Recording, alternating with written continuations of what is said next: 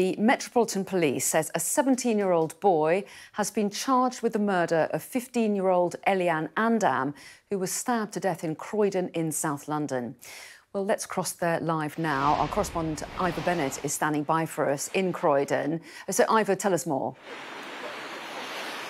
Yeah, we've just had this update from the Met in the last 20 minutes or so. They say that this 17-year-old boy who was arrested on suspicion of Elianne Andam's murder 2 days ago, well, he's just been charged with her murder.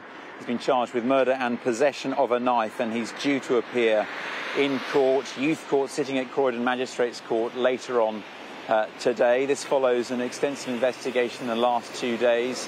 Detectives have looked at CCTV, they've spoken to witnesses, they've gathered evidence from the scene here, and they added in their statement that yesterday they recovered a knife in Cedar Road in Croydon, which is around half a mile away from here. So this 17-year-old boy, who cannot be named for legal reasons, he's been charged with the murder of this 15-year-old schoolgirl, Elianne Andam. She was stabbed to death as she stepped off the bus here on her way to school around 8:30 on Wednesday morning, almost exactly 48 hours ago.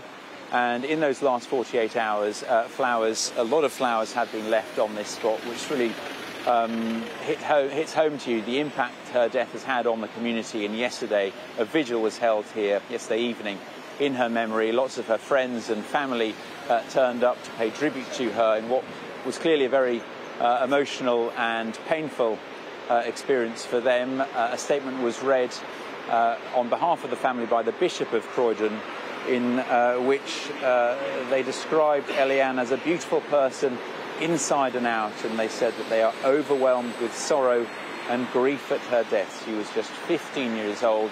She had just entered her GCSE year when she was stabbed to death on her way to school. And as I say, police in the last few moments have now said they've charged a 17-year-old boy with her murder. He cannot be named for legal reasons, and he will be appearing in court later on today.